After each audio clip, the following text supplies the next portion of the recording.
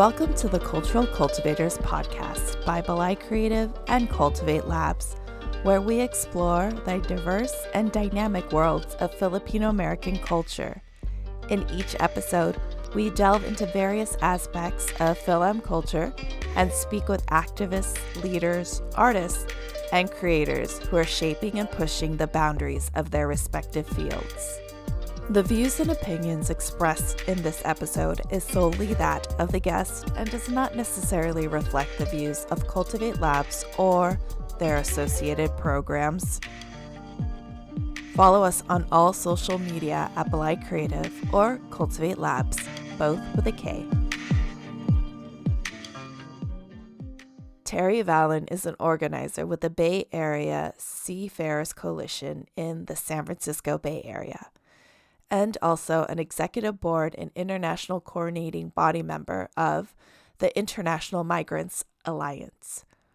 While he is currently on sabbatical until March 2024, he has served as the director of the Filipino Community Center in San Francisco for almost 20 years, where he has helped to build multi-sectoral and multiracial alliances locally, nationally, and internationally. In this conversation, Terry talks about the importance of highlighting the struggles of Filipino people throughout the diaspora. This is the experience of so much of our community. We celebrate the victories of entrepreneurs and small businesses. We want to support those and have them grow. But the biggest corporations, I'm talking about like the Amazons, the Googles, the Ubers and things that are contractualizing work, not allowing workers to have basic livelihoods. It's a great question about why do individuals need to see these things? It's because this is a reality so much of our community. And a lot of people are experiencing. A lot of the work we have done through the Filipino Community Center is with Filipino caregivers who are isolated, for instance, and taking care of elderly and disabled people in small 6-bed facilities, one caregiver for 6 patients, working 24 hours a day. They don't know that their experience is very common and that there are others struggling with the same issues. The exposure we've done around wage theft and even labor trafficking of Filipinos in the care home industry is something we've been able to expose. So we have to know these things so that we know where we need to change some of these systems. Also in this conversation, Terry explains how growing up in New Orleans informed his activism work and breaks down issues surrounding the upcoming APEC conference here in San Francisco. To learn more about the coalition and campaign events in November, go to linktree/know2APEC.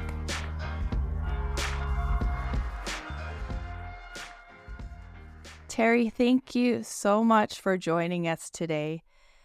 We're excited to learn more about yourself, more about your work within the community, and also just get to know you better.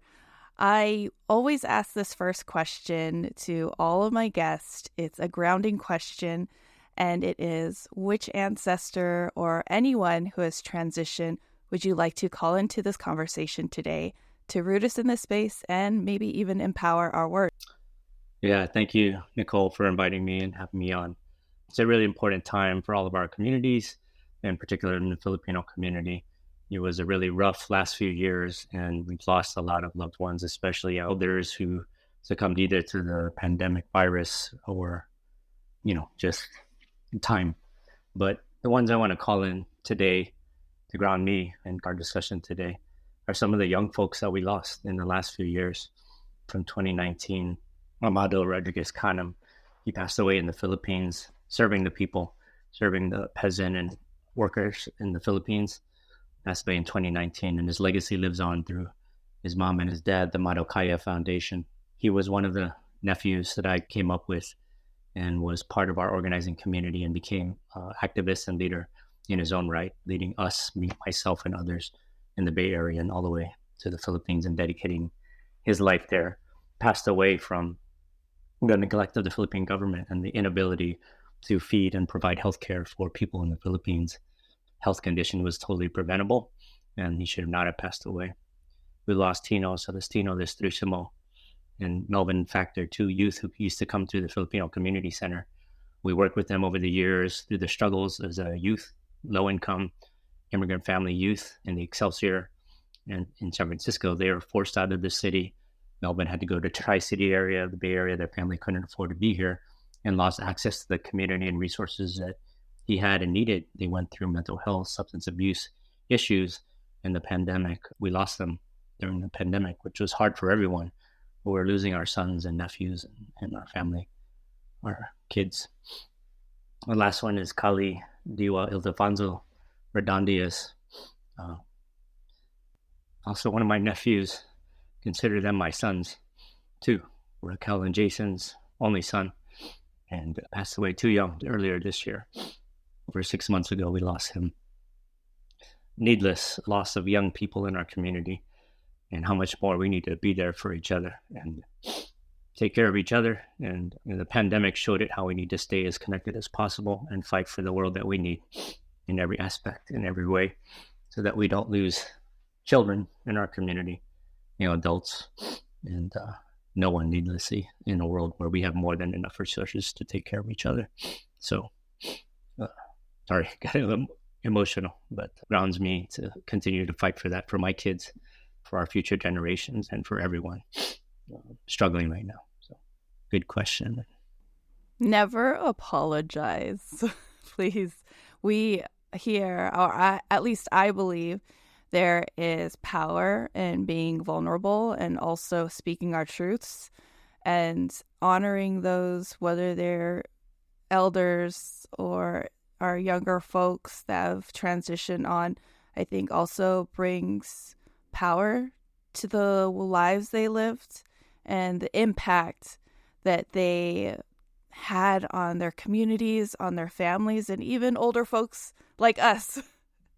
We learned so much from our youth, and we actually honored Amado last year at our Ancestor Altars event, and we're going to be honoring Kali this year at our Ancestor Altars event on November 4th. So I love that. It's like that we're honoring not only our elders, but our younger generation who have transitioned on and did such important activism and an important work in the community. So thank you for mentioning them. Just a couple, bringing them into this conversation. Yeah, sorry.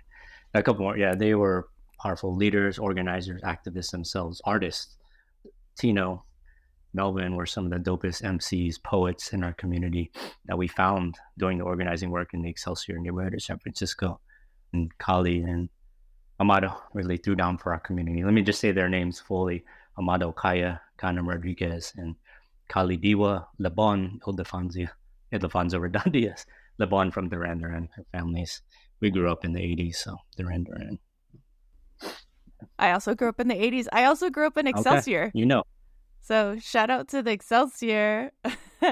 Went to Guadalupe Elementary out there.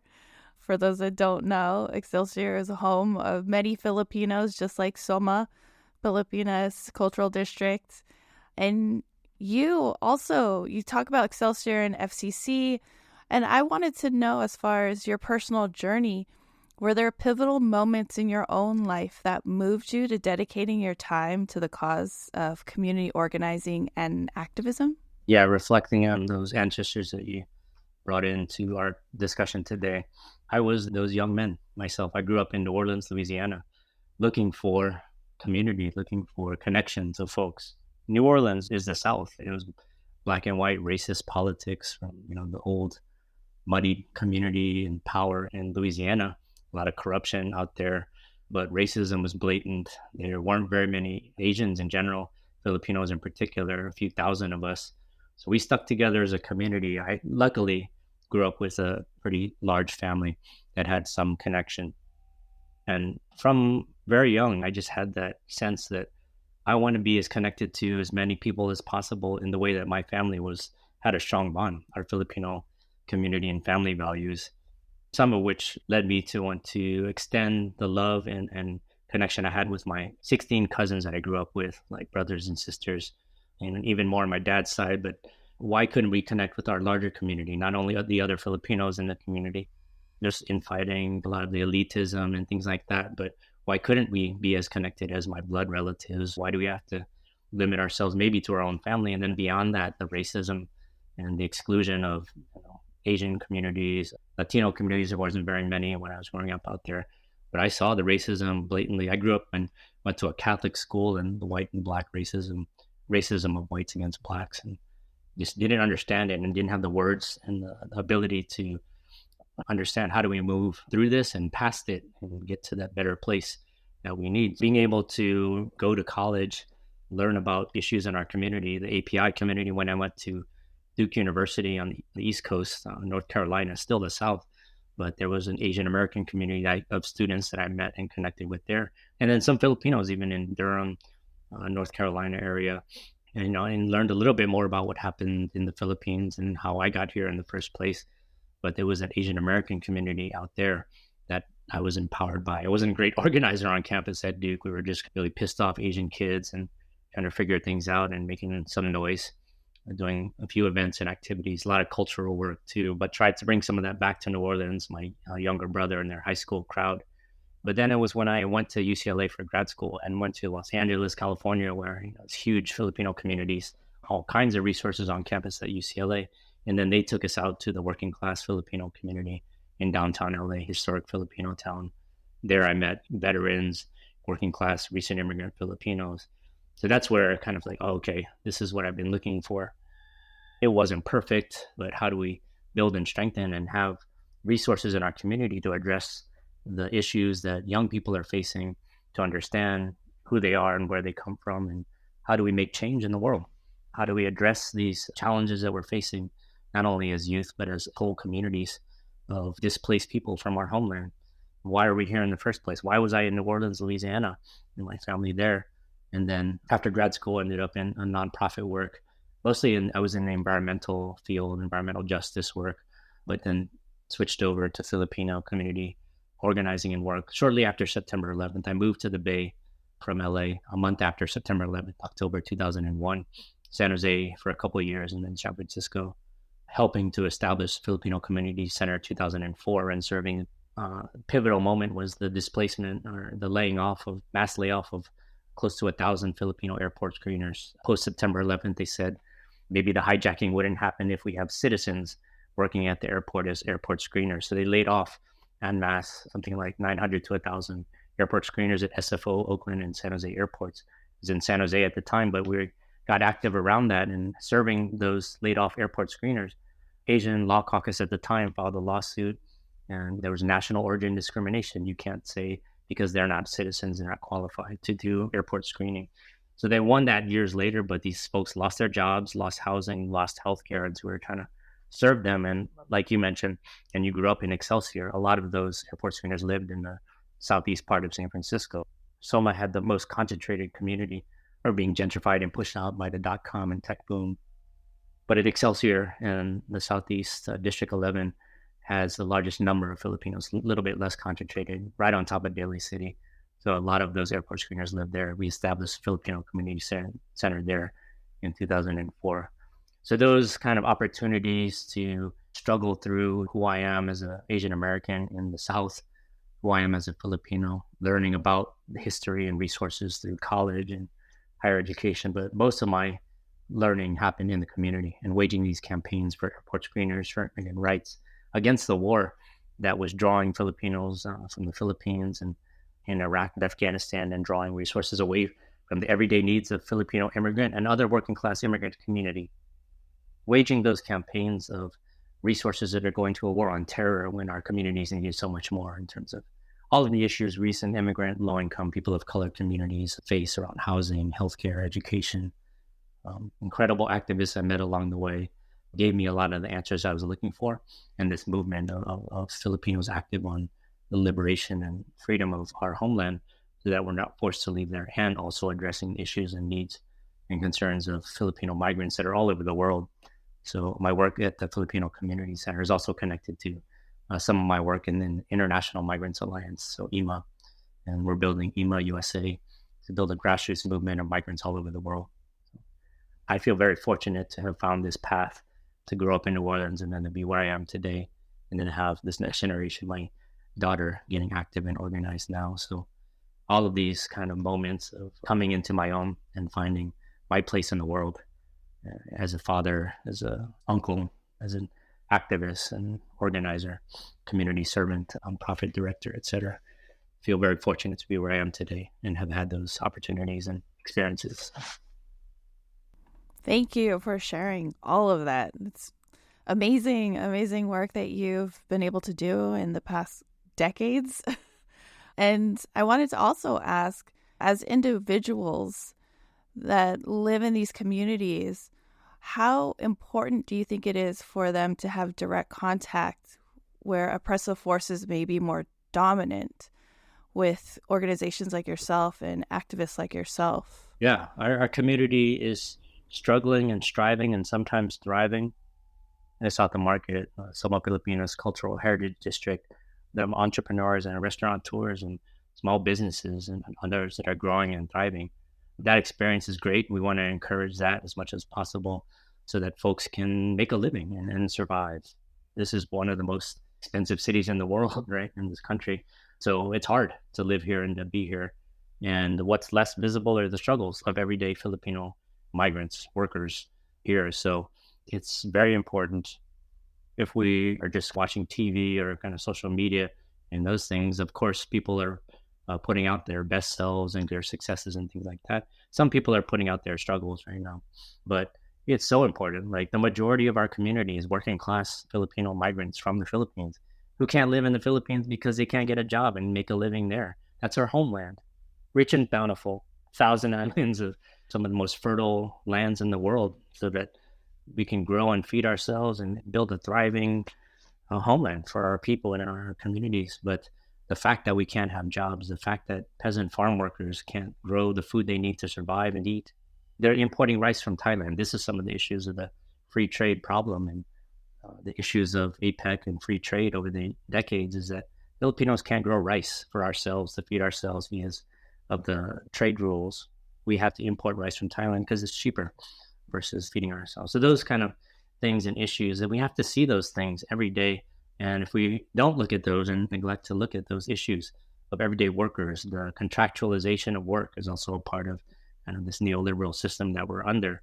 The economic conditions where you can't have a job at Shumar or SM in the Philippines for more than 6 months. You're laid off and you have to start all over again. So there's no seniority, there's no ability to have job security, no pension, no retirement, anything. You're on and off 6 month contracts, and you can't live off of that. You can't survive and plan a future with a family. We talk about our generations. And so these conditions is what's happening to most everyday people. And most of the people in our community are struggling with the fact that now, even in the US, this issue of contractualization that's very rampant in the Philippines. Jollibee workers who are never full-time employees of Jollibee are subcontracted by a company, and that company doesn't pay them enough or keep them on beyond 6 months, doesn't give them 40 hours a week so they can get any overtime benefits, etc. That's happening here now in the United States. Gig work is the same thing. There's no job security. You go gig to gig, and how do you build a life off of that? How do you find any sense of security? We're all now very disposable workers. This is the experience of so much of our community.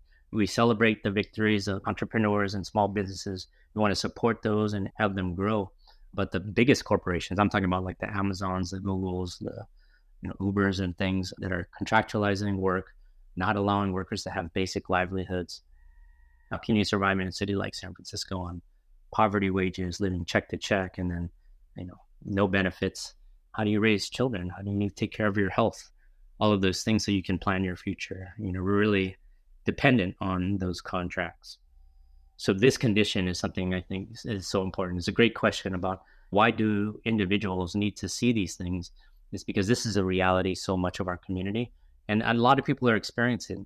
A lot of the work we had done through the Filipino Community Center is with Filipino caregivers who are isolated, for instance, and taking care of elderly and disabled people in small 6-bed facilities, one caregiver for 6 patients, working 24 hours a day. They don't know that their experience is very common and that there are others struggling with the same issues. The exposure we've done around wage theft and even labor trafficking of Filipinos in the care home industry is something we've been able to expose. So we have to know these things so that we know where we need to change some of these systems. I was hopeful that the pandemic would show how very precarious people's jobs and livelihoods are. Like they're on the edge of homelessness and starvation.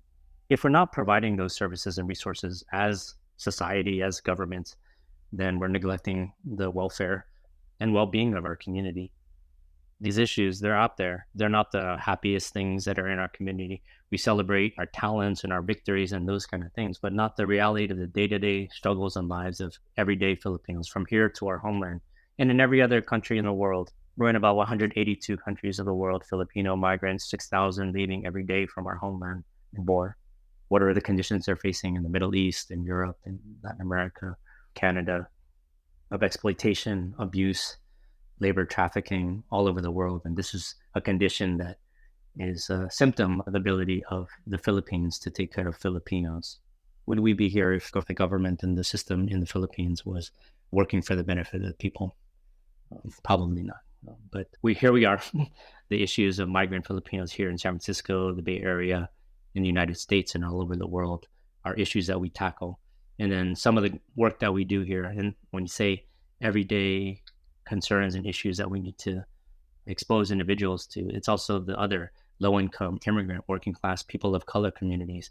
So we built the Filipino community side by side with the Latino, Pacific Islander, Black, Chinese, and other communities in the Excelsior that's growing up there. That's very diverse neighborhood. Even the streets are named cities and countries all over the world, but there's old Italian, Irish immigrants there. There's an Armenian community center where we did our 5-year anniversary. So it's a very diverse neighborhood, and there's Nicaraguan, Filipino mixed families.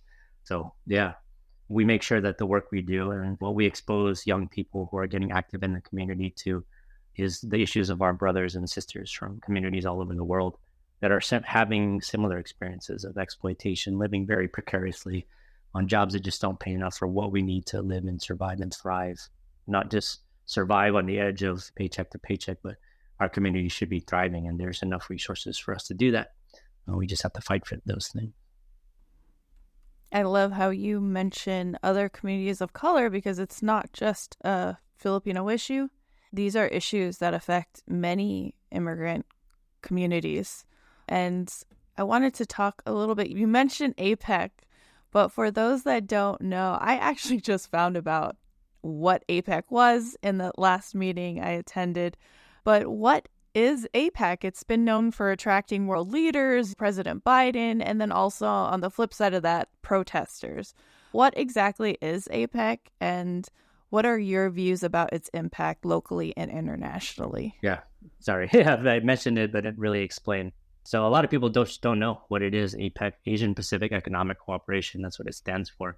And it is this forum that includes 21, they call it member economies. They don't even call it countries or states. They say 21 member economies because the point is to facilitate and enhance trade and the movement of capital and goods and people in the Asia Pacific region, which is huge. So there's 21 countries, including the United States, Canada, and then even in Latin America, Mexico, Peru, and Chile along the Pacific. So 21 member economies. Of course, China is there, Philippines, Japan, Korea, Australia, etc. It's this free trade forum where they would talk about how do we facilitate trade and economic activity throughout the Asia Pacific region. And that's huge. This is some 40% of world GDP. About 3 billion people in the world are captured in these 21 member economies. More than 50% of world trade goes to the Asia Pacific region across the oceans. Filipinos are actually at the center of a lot of that. About 80% of goods move mostly on ships, cargo ships and container ships. So it's less through the air, but ordering Amazon stuff, it's all coming on boats. And Filipinos are about 25 to 30% of that workforce, seafarers. And one of the issues we work on is the International Migrants Alliance. Filipinos are known to be good seafarers working on boats. And during the pandemic, they got trapped on those ships carrying goods back and forth. Because of the pandemic, they didn't let them offshore. And some of them were really exploited and on contracts way beyond the 9 months or so they're supposed to be at sea. Imagine living on sea on a boat for 9 months. They're supposed to end, but some of them were on 11, 12, 14 months. And there were suicides, mental health tragedies. But APEC is a forum where, since it was established in 1989, they've been trying to facilitate greater movement of goods under kind of a neoliberal framework. When we say neoliberal, they want the ability of investments and money to be able to move across borders among these 21 member economies as easily as possible. Now, say the Philippines wanted to restrict things. For instance, we want to grow our own rice and feed ourselves versus importing rice from Thailand. APEC and the free trade neoliberal system would be preventing that, because you have to allow goods and money and capital to move freely between these member economies. And you can't say the Philippines wants to have its own rice, things like that. So the movement of goods, they say it will be cheaper, but in the end, food sovereignty becomes a problem when a food shortage or crisis happens, or a company decides to fold and it's done making rice. Where are the Filipinos left with no rice from Thailand, or those kind of investors pull out of a company and say, oh, we want to invest somewhere else. That's putting people at risk for starvation, food insecurity, and things like that. And the ability for the Philippines to determine for itself and the Filipino people what it wants or what it needs to serve the needs and interests of the people. So things like liberalization, privatization. So the ports or electricity, PG&E, a private company, owns a power grid in California. And when those things go out, who's accountable? And wildfires happen, deaths happen, and these private corporations are less accountable and are even, suing governments in other countries now. So APEC under neoliberalism and these free trade deals is allowing for the maximum profit for these companies. So who benefits really is the biggest corporations that are able to take advantage of the easy movement of goods and money. They can go in and out of the Philippines or Mexico, but it's left the people, for instance, in Mexico, they can't grow their own corn. The Mexico wanted to grow its own corn, and they didn't want any genetically modified corn coming into Mexico. But under APEC and these free trade agreements, including things like NAFTA, North American Free Trade Agreement, it's now called USMCA or US Mexico Canada Agreement. But Mexico is number one importer of US corn. Mexico can grow its own corn and has for generations, and they kept it sustainable. Now GMO, pesticide infused corn overfloods their market, and 2 million farmers have lost work and their livelihood growing corn, because US corn is what's shipped into Mexico, has displaced farm workers, has displaced jobs, etc. So this movement of goods and money and workers across borders at the whim of the biggest corporations has really damaged the livelihoods and killed people literally. Now, when people resist against that, this is the other ugly side of APEC, is the militarization and repression of protests and resistance. For instance, Brandon Lee, who's a San Francisco resident, decided to commit his life to the indigenous people of the Cordilleras, where they were fighting dam projects, mining projects, and other projects. Things that were facilitated by APEC, like investment in mining from U.S. corporations, is what was damaging the indigenous people's lands in the Cordilleras, the Ifugao and other indigenous peoples and tribes there. And so they were fighting against it. They were trying to defend their land, prevent these mining projects from taking over huge portions of the Cordillera region. And Brandon was there as part of environmental and human rights defense and was attacked. He was red tagged. He was labeled a terrorist and then being harassed and surveilled by the Philippine military and police. And there was an assassination attempt on his life in 2019. And we helped to airlift him out of that region. But not every land defender, indigenous rights activist gets to come back to the United States. But he's continued that fight here. He's still fighting for indigenous people's rights. So these are practical issues on the ground. The affordable housing crisis here, these are all symptoms of the free trade and neoliberal policies that happen through forums like APEC. And the US in particular is pushing a new Indo-Pacific economic framework. I'm sorry to go way deep into this, but the IPEF, or the Indo-Pacific economic framework, is the US's trade war with China. China is the biggest emerging economy in the world, rival for the United States in terms of economic power. So the US has created this IPEF and is trying to get together with India, which is not even an APEC, but they're coming because the US wants to invite them, the Philippines and other countries, to counter China's rising economic power.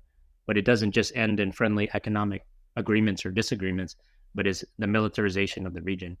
So 4 new US military bases in the Philippines, the remilitarization of the island of Okinawa in Japan, and in Korea and other places, the Pacific Islands. It's both an economic trade war between the US and China, which is now heading towards military conflict in the region.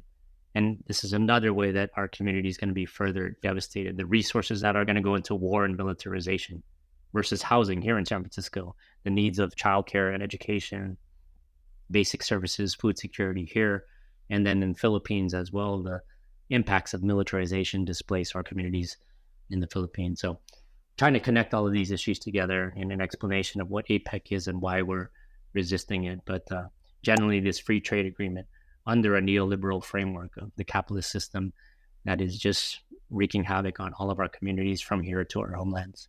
Thank you for explaining that in a nutshell. You did an excellent job. It's going to be a week-long conference. How do you think that will affect us locally? Our colleagues, Raquel and others in the Soma Pilipinas, South Market Community Action Network, or SOMCAN, and others can also speak specifically to the impacts in Southern Market. The Southern Market community has historically faced some of the toughest crises in terms of health, the economy, and the political struggles in the neighborhood. When you have so much wealth moving in and out, the dot-com boom in the 90s and the tech boom in the 2000s that have displaced Filipinos, generations of families. That's where a lot of families started in the city, is in the SROs, like a whole family living in a single residency unit. But generations have come through Selma. And, the fact that they're holding this APEC convention in the South of Market at the Moscone Center, the Yerba Buena kind of area where even that project of the Yerba Buena facility displaced a lot of Filipinos, Intercontinental Hotel, etc.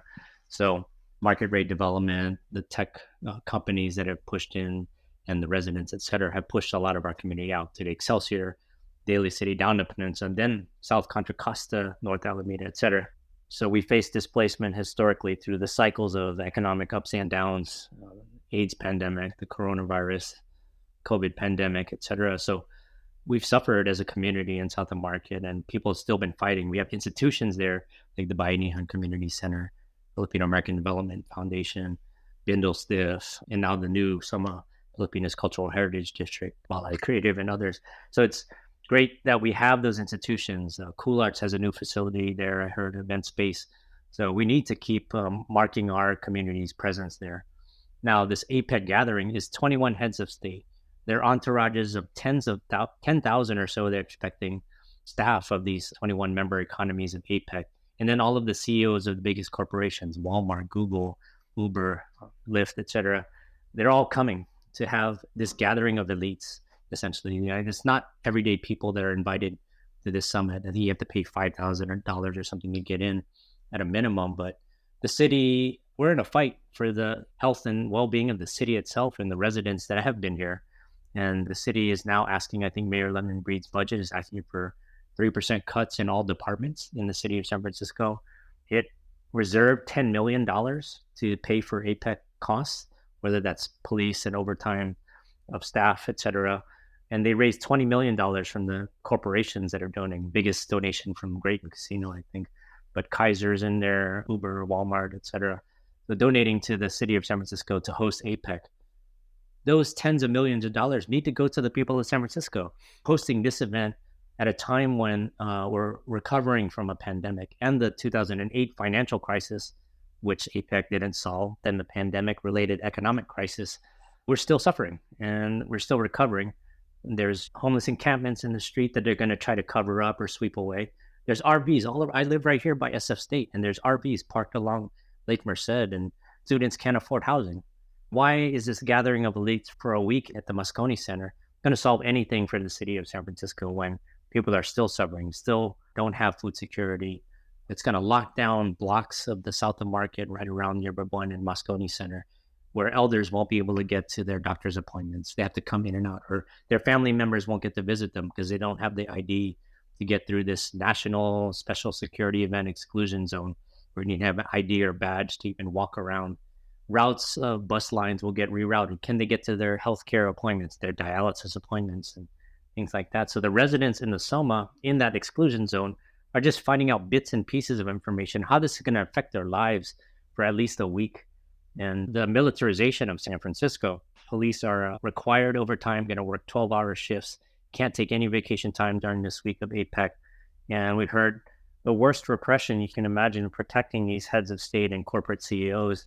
It was 2015 in the Philippines. There was water cannons deployed against protesters there.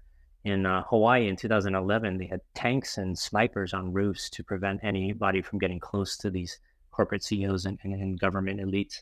And then in just last year in Thailand, when Kamala Harris announced, oh, let's go host APEC in San Francisco, my hometown, the protesters there were facing rubber bullets from police and military forces in Thailand. So They really don't want protests, and they don't want people opposing what they're doing behind closed doors to the exclusion of migrant voices, worker voices, women voices, indigenous human rights, environmental advocates, and activists. So they declared the area a national special security event. I think the whole city of San Francisco, so that they can protect these 21 heads of state and corporate CEOs from two things they said in the SF Standard article. One, they say terrorist activity or civil disruption, as if those things are at all equatable. Of course, nobody wants terrorist activity, but civil disruption is people's voices who've been excluded from all of the APEC talks.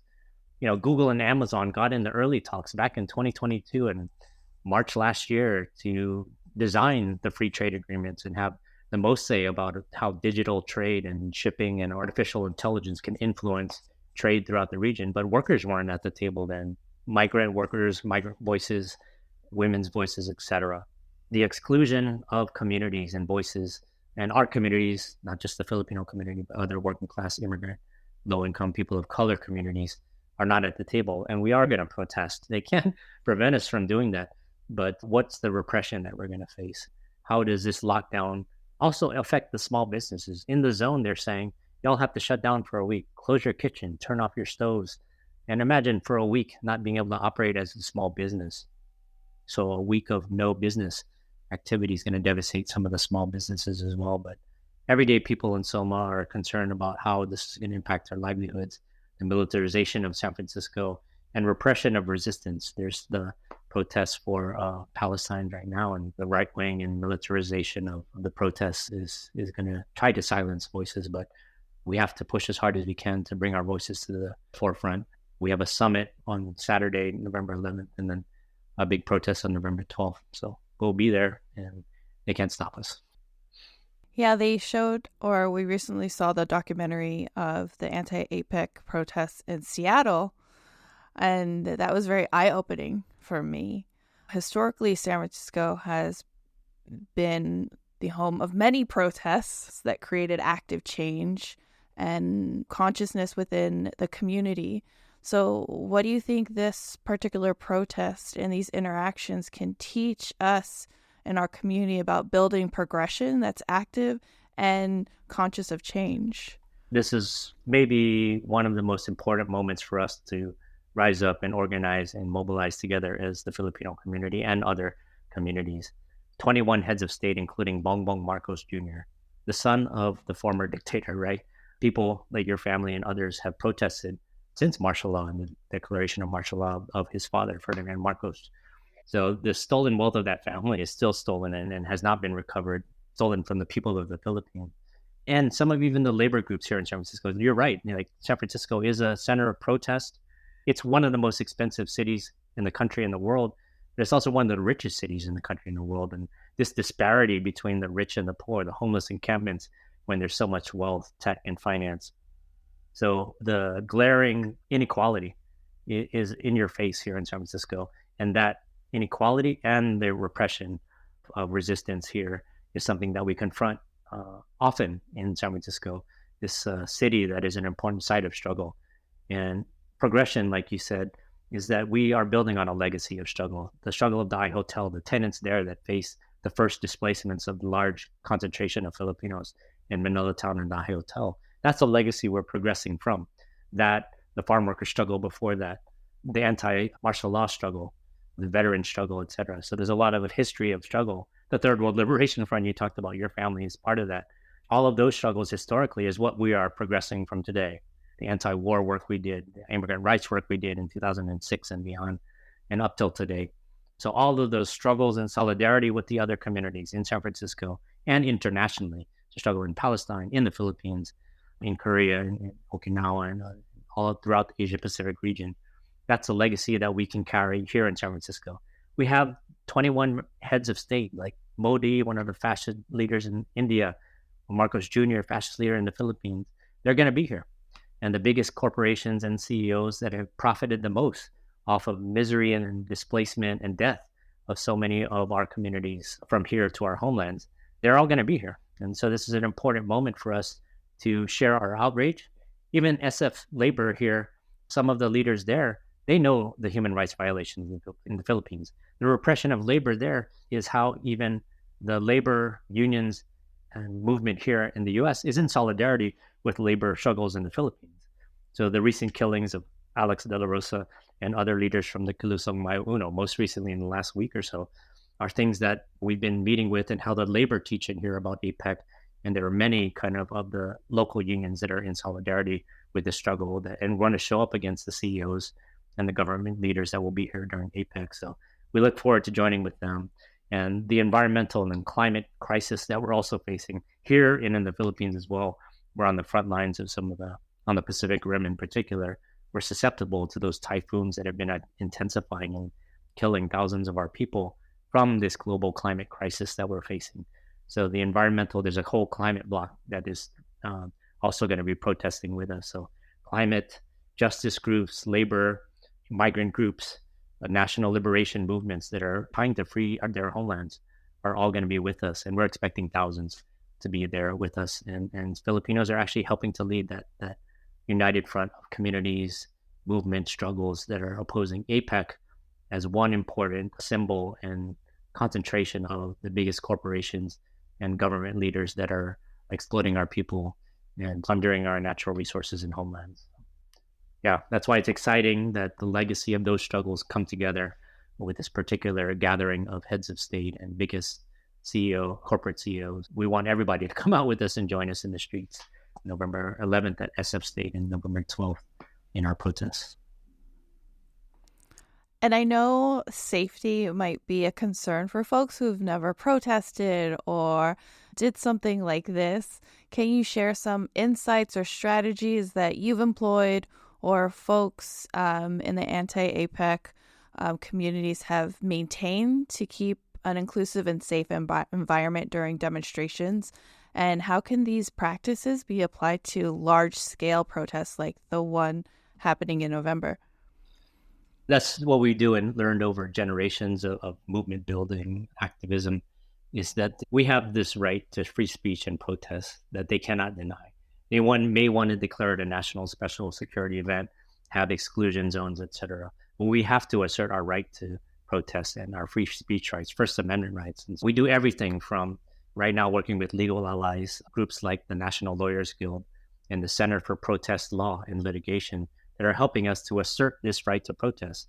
They may have their plans, but we are going to be there and they can't deny that and they better expect it. Whatever plans they have to lock down and secure and militarize San Francisco, they will have to deal with massive protests of thousands of people that will be there at the front doors of APEC. It happened in Seattle and they weren't prepared, but the protests got up to the front doors of the convention center in Seattle. This is an important moment, and this is the legacy and history of when you meet behind closed doors and hide the plans and schemes of neoliberalism and economic free trade, which we call more of corporate trade. What happened in Seattle in 99, the Battle of Seattle, they called it, was people were there to protest and raise their voices against these free trade agreements. There's a lot of more consciousness, and that's the education we have to do. More people need to know what neoliberal free trade looks like and globalization. Then tens of thousands of people came out. We don't have that level of awareness and mobilization today, but when the police repressed and responded with heavy-handed militarization in Seattle, that drew more people out. They were even more pissed off that they're trying to silence voices of everyday people who are just want to express their concerns about environmental, human rights, etc. We ensure that we're asserting our legal right to do this, meeting with whoever wants to meet with us to assert that we are going to have our voices heard no matter what. And then from there, we design protest activities in a way that allows people to express in every way they can imagine their voices and their concerns and the issues that they want to raise to these heads of state, corporate CEOs, etc. In the protests, we provide different venues for folks to participate. Mass march on November 12th. We're going to gather at Embarcadero. These are not hidden things, but we're going to march down to the Moscone Center and protest there. Now, where they want to put us or whatever, where they want to try to corral us, we're going to try to get as close as possible to have our voices heard. And we have our own kind of plans around safety and security. We make sure that we have hundreds of people that are going to marshal kind of our folks there. We're going to have undocumented folks in our march and rally. There are caravans of migrants coming down from the Pacific Northwest and up from SoCal. We're going to bring migrants' demands as part of my work with the International Migrants Alliance to APEC and then even beyond the 2024 election year. Those concerns are going to carry even beyond November. So APEC is gathering. We're going to protest, bring the migrants' demands and other women's demands, workers' demands to the doors of APEC. It's an important moment where people feel their power. Like my daughter getting organized, it was in protests and actions at the San Francisco Unified School District where she felt her power and voice, that she can make a change in the community, in particular through mass mobilization and street protests, because often we don't get a seat at the table. And whatever we do, that's great. We need to assert it and keep pushing for the things that we need and want from those in power, and then eventually being in those places of power. But at this point in time, the most opportunity we have to raise our voices is in the streets. And that's why we need to be out there as much as possible, as big as possible. But we provide security and safety. Others want to do different kinds of actions throughout the city during the whole week of APEC. Others are planning those kinds of actions and activities. But as a coalition, we're assuring on November 12th, it will be a safe march and rally with legal observers from the National Lawyers Guild and others. We're training 100 legal observers to be prepared to help ensure the safety and security of people asserting their free speech rights to protest and their First Amendment right to raise their voices and the issues of concern. Just to sum everything up, and for those that are now, you've ignited a fire, I think, within folks that are listening to this podcast right now. Where can people connect with you? How can people, if people want to fly into San Francisco, drive into San Francisco, how can they connect with you and the work that you're doing and the activities that will happen? What's the best way they can reach out and get more information? This is an important moment in history, I think, for our movement and struggle as Filipinos in San Francisco and beyond throughout the U.S. and around the world. For us to oppose APEC, and it's being hosted here in the United States, in our backyard in San Francisco, in Selma, is an important moment for all of us here in the city, in South of Market, and then across the country. The coalition has over 100 organizations, very diverse groups with different politics, but all united to oppose APEC in this gathering of corporate elites and government representatives of those elites. The coalition has a link tree and a website now. The link tree is the easiest way to get in touch with us, to join the coalition either as your organization or community, and even as an individual if you want to volunteer and come out. So if you go to linktree, linktr.ee/no2, number 2, APEC, APEC.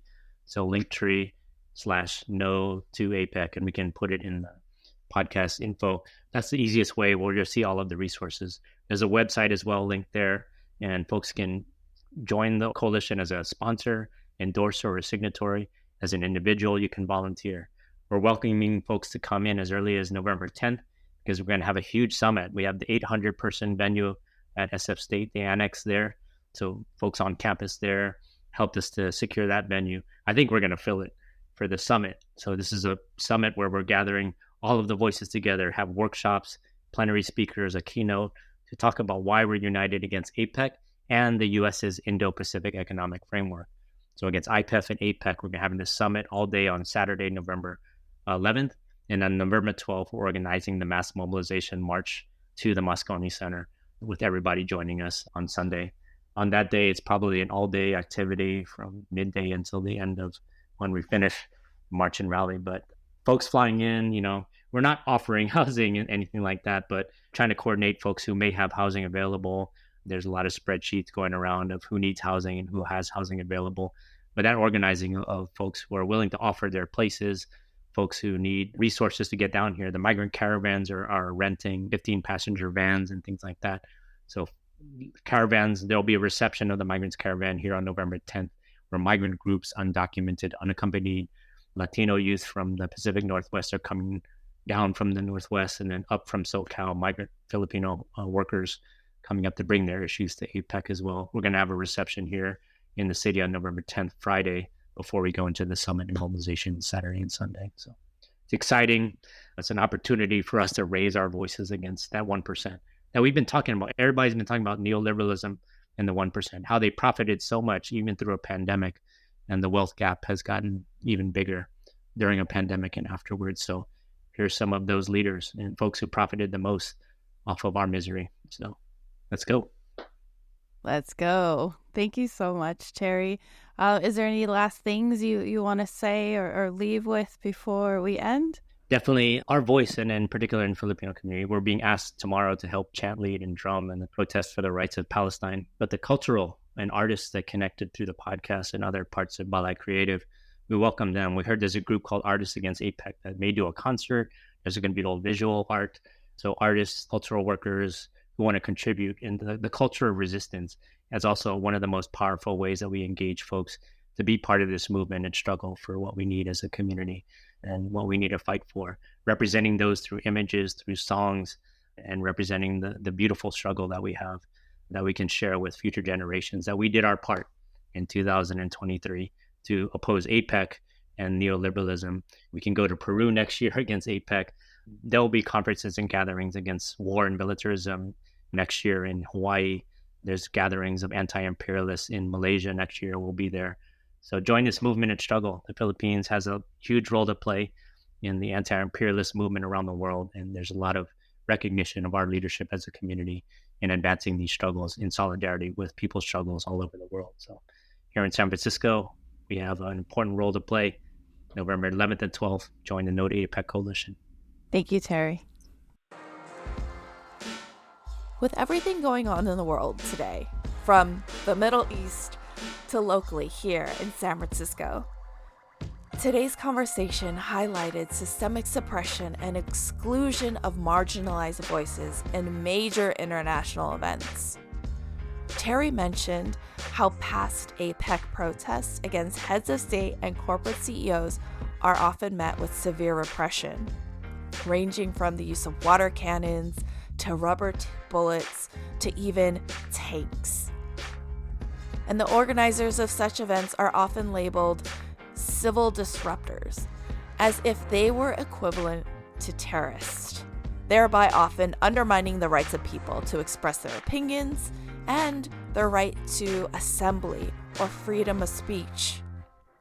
This conversation also reminds me of my own uncle, Patrick Saliver, who became the focus of the FBI due to his active role in the 1967-1968 student strikes at SF State and his role in the Third World Liberation Front. You know, the FBI went to great lengths, including monitoring his meetings in my grandparents' basement to even wiretapping the family phone. That information was gathered and later used against him, resulting in his time in federal prison. In a similar vein, the FBI classified the Black Panther and civil rights activist Fred Hampton as a radical threat in 1967. Their efforts to undermine him included sowing disinformation among Black progressive groups and infiltrating the local Panthers organization. Tragically, Fred Hampton's fate differed from my own uncle's, as Chicago law enforcement unleashed a hail of gunfire in a pre-dawn raid, killing Fred Hampton and several other Black Panther members. I think about their sacrifices and how those sacrifices paved the way for real change, such as the establishment of ethnic studies in universities across the U.S., or empowering the most marginalized sector of Chicago's Black community, drawing people into political activism through their own freedom-fighting organization. And in contrast to the 1960s, today, we possess technology and social media that enables the spreading of information unreported by the government or mainstream media. Information that might be useful for the disenfranchised to organize, to show up, and to continue to make a change. This conversation today emphasizes the vital need to safeguard our freedom of speech, our freedom of assembly, and the inclusion of diverse voices in conversations and decision-making processes. I mean, if we as a culture and society are to place people over profits, then why are APEC conferences like these, only open to the 1%? And why is the active participation of the freedom of assembly such a threat? Terry will be helping to lead mobilizations during the No to APEC Coalition's Week of Action from November 12th to the 17th in the San Francisco Bay Area. To learn more about the coalition and the events in November, go to linktree/no2APEC. The views and opinions expressed in this episode is solely that of the guests and does not necessarily reflect the views of Cultivate Labs or their associated programs. Cultural Kultivators is hosted by me, Nicole Saliver. You can follow me on Instagram at Kindred Kapwa. The podcast is co-produced by John Reyes and Belai Creative and is a product of Cultivate Labs. Stay in touch at belaicreative.org.